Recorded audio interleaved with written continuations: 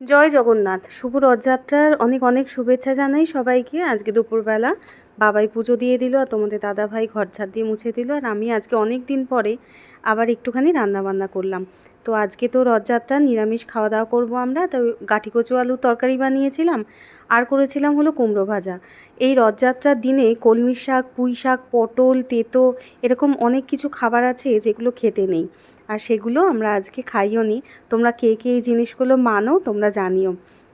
ইচ্ছে ছিল খুব যে একটু খিচুড়ি বানাবো, তো শেষ পর্যন্ত সেটা হলো না, কারণ ডাল আমার খেয়ে কতটা সহ্য হবে বুঝতে পারছি না। বাইরের ওয়েদার বেশ ভালো, মনে হচ্ছিল বৃষ্টি হবে হবে, কিন্তু সেভাবে আর হয়নি। তো অনেক দিন পরে রান্না করছি, তো ঠিক করছি না ভুল করছি, মনে হচ্ছে যেন সমস্ত রান্না ভুলে গেছি। আর আমি স্নান করে এই যে সাই বাবা সিঁদুর পরে নিয়েছি, সাই বাবা অনেকটা সুস্থ করে দিয়েছে আমাকে। তো তারপরে তোমাদের দাদা ভাইয়ের আমি একসাথে খাওয়া দাওয়া করে নিলাম।